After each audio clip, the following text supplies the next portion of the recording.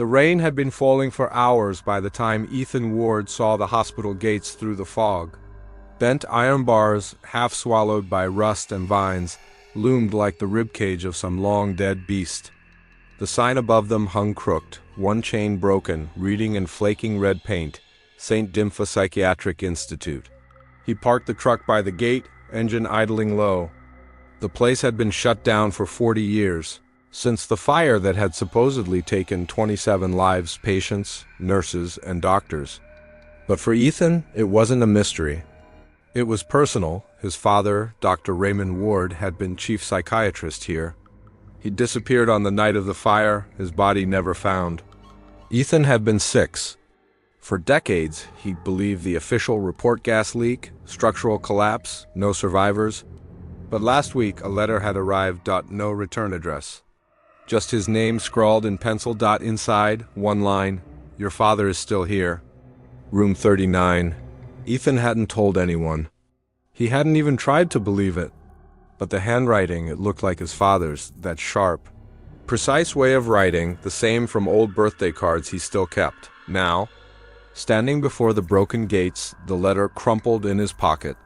Ethan felt something stirring in his chest: fear, curiosity, or maybe guilt? He killed the headlights and stepped out into the mist. The air smelled of rot and wet earth. The gravel crunched under his boots as he pushed through the half-open gates.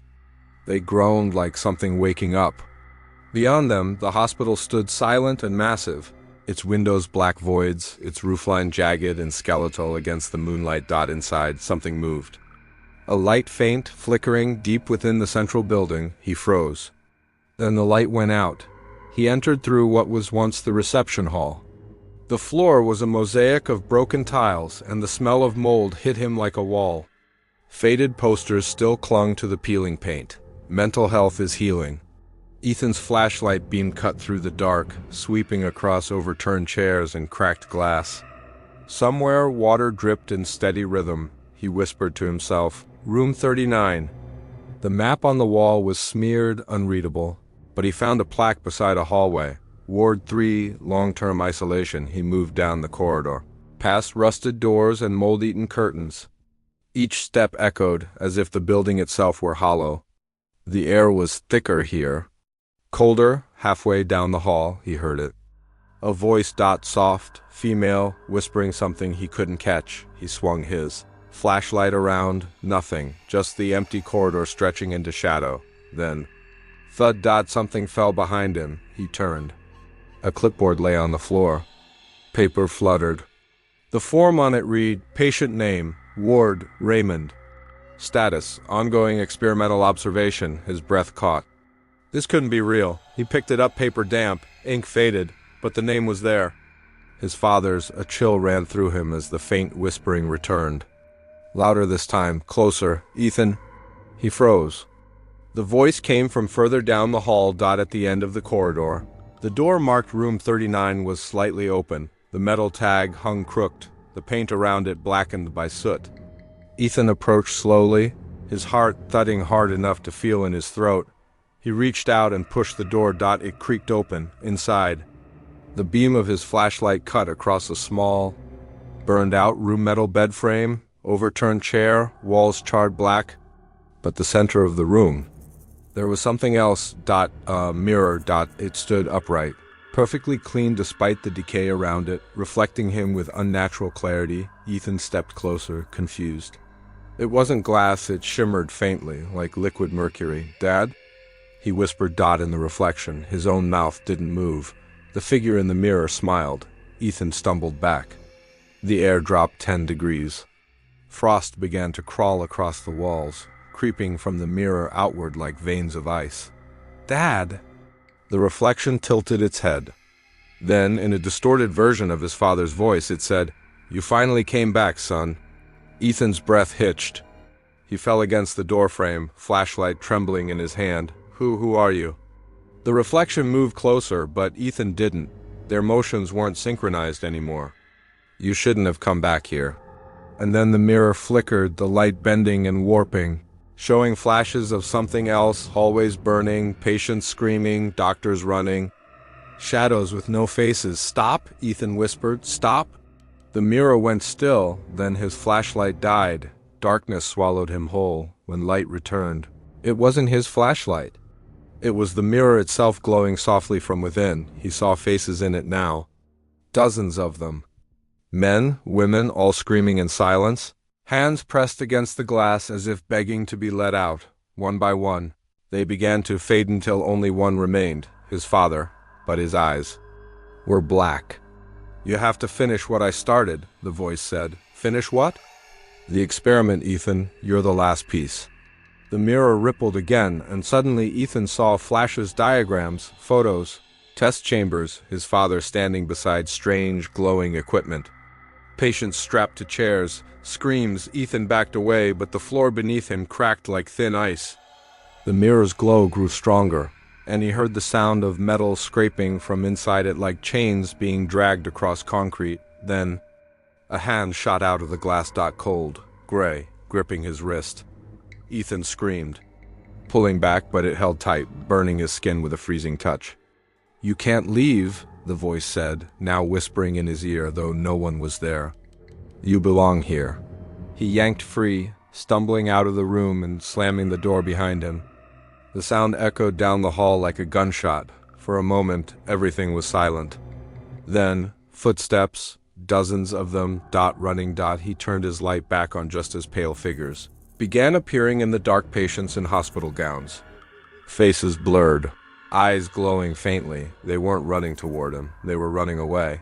From something deeper inside, Ethan followed their movement, his flashlight trembling until he saw it, a shadow crawling across the ceiling.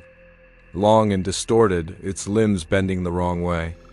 It stopped just above him. The light flickered once, and the shadow dropped. Ethan woke on the floor. His flashlight was beside him, still on, beam aimed at the far wall.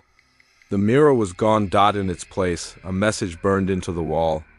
Written in ash, Ward 13, lower level. He swallowed hard. There was no lower level on any of the blueprints he'd ever seen, but the voice came again. Low and calm now, whispering from everywhere at once. "Find me."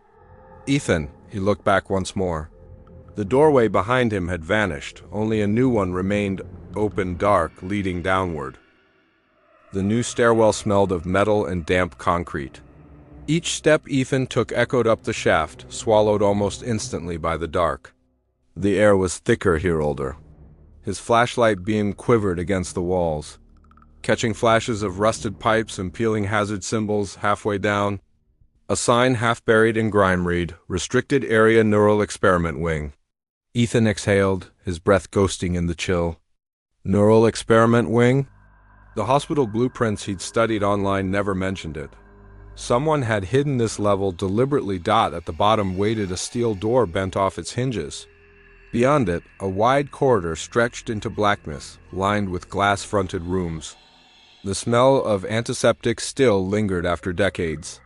His light passed over abandoned operating tables, rusted restraints, jars filled with cloudy liquid, and behind every pane of shattered glass chairs with leather straps bolted to the arms. The first nameplate he saw nearly stopped his heart. Subject 001 Ward R? He moved closer, wiping dust from the glass. Inside the room, a single chair faced a cracked observation window. On the floor beneath it lay a bundle of wires leading to a strange metal headpiece. Someone had carved words into the concrete beside the drain. "We are still IONSIDE." Ethan stepped back. The whispering began again, faint but persistent, crawling behind his ears like static. "They never let us go." He spun, empty hallway.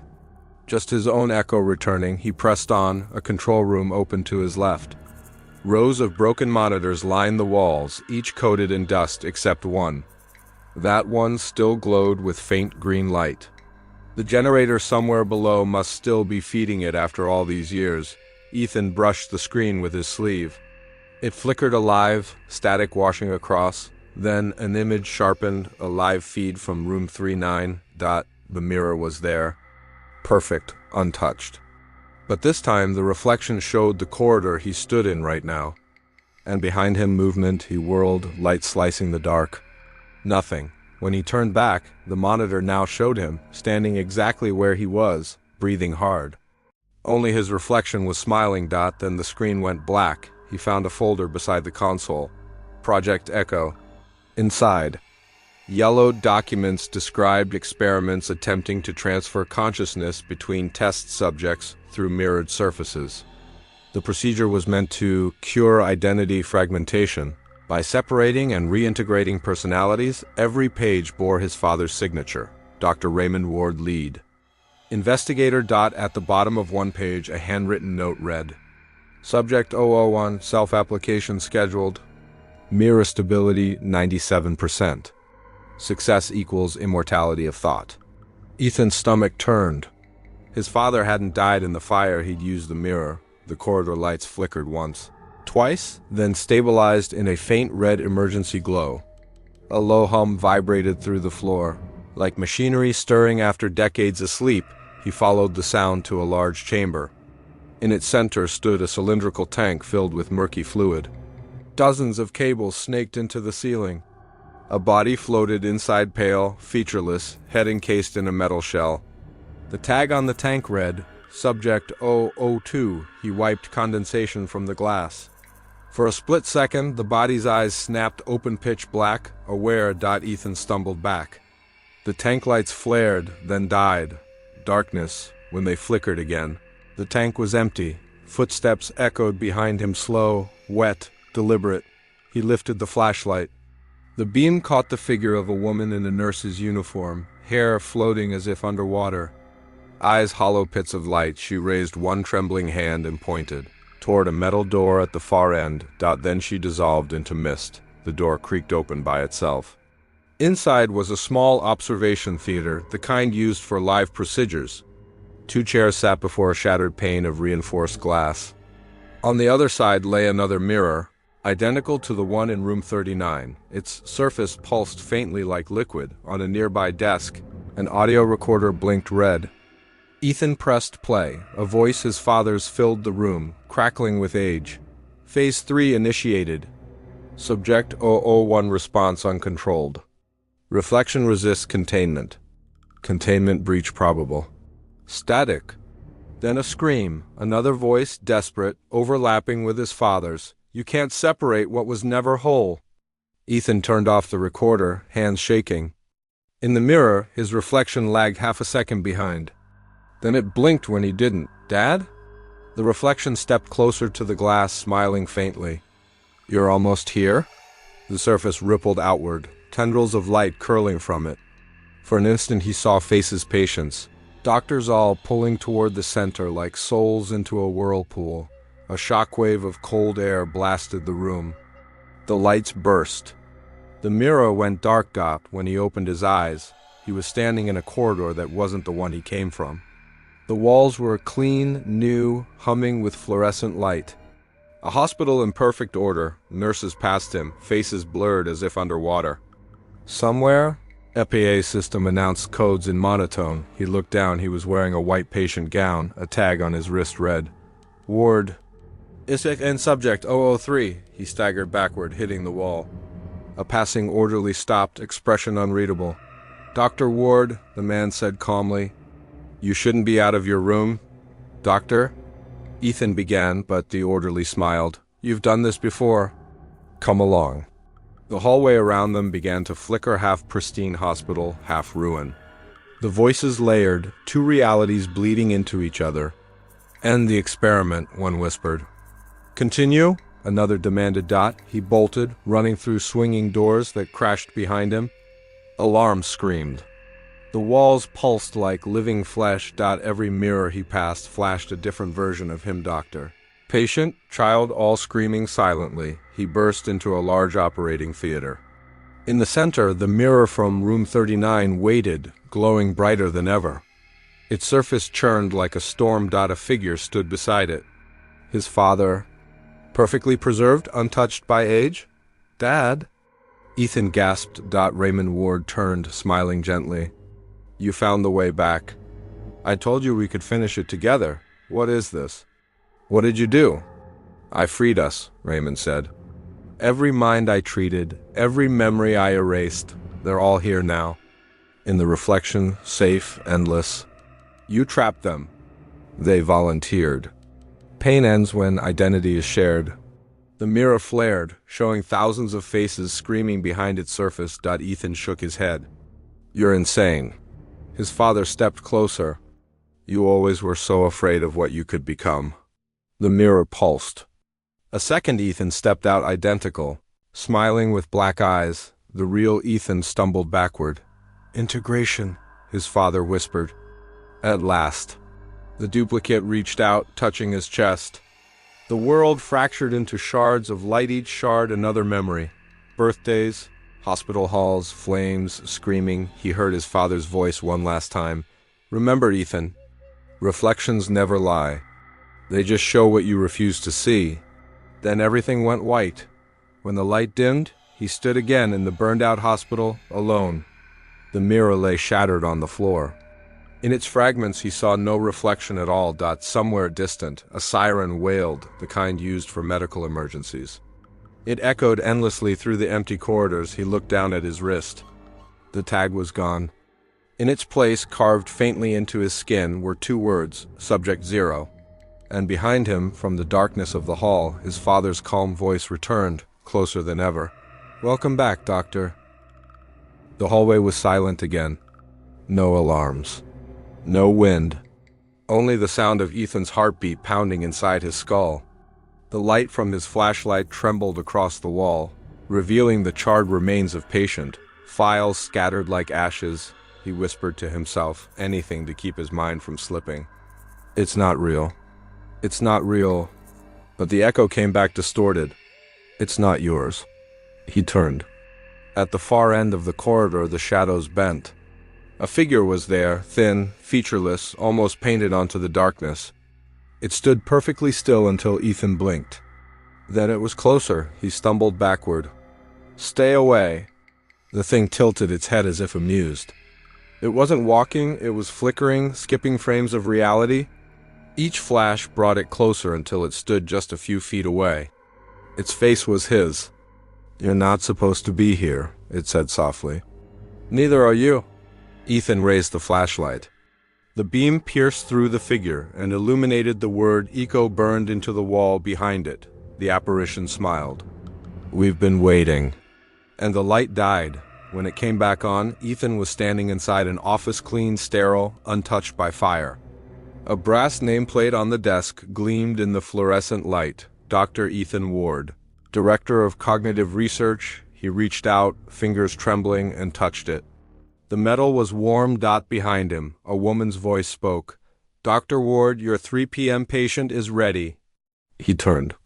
A nurse in white stood in the doorway, clipboard in hand. Her expression was calm, routine. Are you all right, sir? He nodded slowly, still scanning the room. Yes. Just a long day? Of course, she said, smiling faintly. They're waiting in room 13. Room 13. The words hit him like a needle to the spine. The walk down the hall felt both endless and familiar. Everything gleamed, linoleum floors polished to a mirror shine, white walls humming with the soft buzz of electricity. Patients passed him, murmuring, their faces blurred like unfinished paintings. He stopped outside room 13. The door was open. Light spilling out. Inside sat a single chair facing a full-length mirror bolted to the wall. The air felt colder here, heavier. On the chair sat himself. Same face. Same clothes. But pale, exhausted, and staring back at him through hollow eyes. You're late, the reflection said. Ethan froze. What is this? The reflection smiled weakly. Therapy. Then the world glitched. The mirror rippled like water, distorting his face. The reflection reached out, pressing its palm against the glass. You wanted to forget? That's why you came back. Forget what? Ethan whispered. That you were never the son. The mirror exploded outward, shards floating mid-air like suspended tiers of glass. Each shard showed a different scene his father working. The experiments, patients screaming, the hospital burning, and finally, himself inside a containment chair, electrodes fixed to his skull. You were subject 0, the voice echoed from all sides now. You created us and then tried to erase it. The shards spun faster, swirling around him until they formed a perfect sphere of reflected light.